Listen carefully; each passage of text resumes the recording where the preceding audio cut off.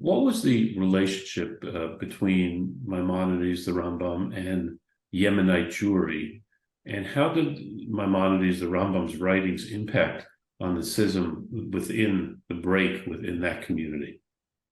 Okay, so the Rambam is remembered as this great halachic decider, a scholar, as a philosopher, as a physician, but he was also a communal leader, and that meant both locally and broadly speaking.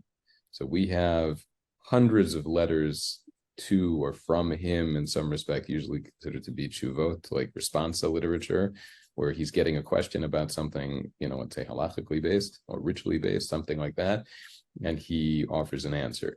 Now, but his position and his stature meant that he got lots of requests or lots of questions relating to not just specific ritual issues, but sort of general concerns. And Yemenite Jewry, Yemen was not exactly, it's not as though it were,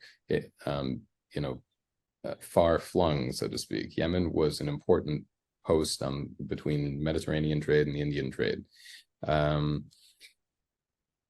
Anyway, he famously wrote Yigeret Teiman, which is this epistle to Yemen, which he took the opportunity to provide a sort of a hope or strength to Yemenite Jewry, who were struggling under two primary issues. One was the fear of conversion, sort of an issue of possible forced conversion, and the other was seemingly a messianic pretender, meaning somebody who had presented himself as the Messiah.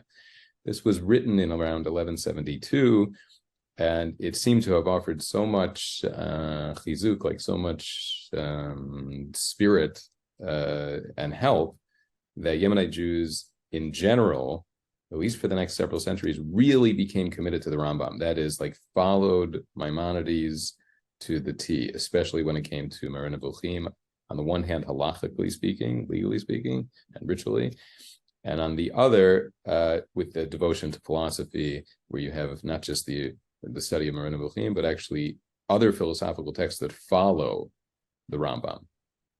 Now, the thing about Yemenite Jewry, it's a fascinating cultures that developed there. It's not a single entity, so to speak.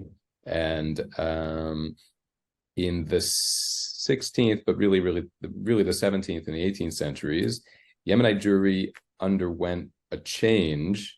If today you, let's say, go to a Yemenite minyan, you may know that there's something called SHAMI and BALADI.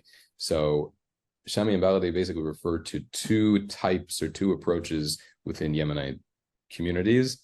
BALADI is this sort of understanding that this is what the Yemenite tradition, quote unquote, has been or always has been, so and so forth. SHAMI refers to like the Levant, which is basically meant that there was an influence from cultures, Jewish cultures, external to Yemen. That really went back to the 17th and the 18th centuries with the influx of Kabbalah.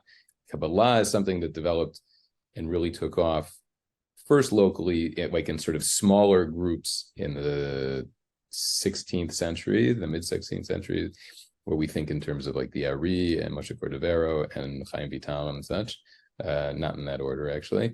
And but by the 17th and certainly 18th centuries, you had Kabbalistic influence in Yemen. That meant that there were going to be changes to rituals and changes to the prayer book, which were serious, considered to be very serious. So at that point, the question was, well, how do we view, this is within Yemen, how do we view the Rambam and our strict adherence to the Rambam for all of these for all of these centuries?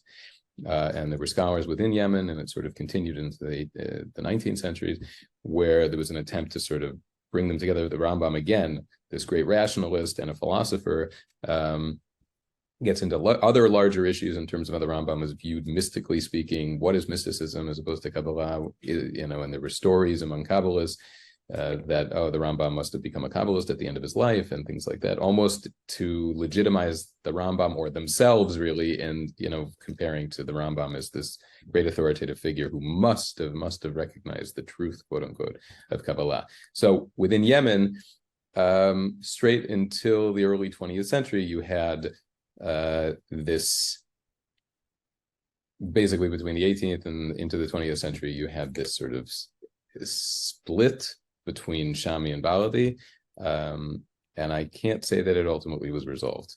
If you go, it still exists today. It does, yeah. Wow, amazing.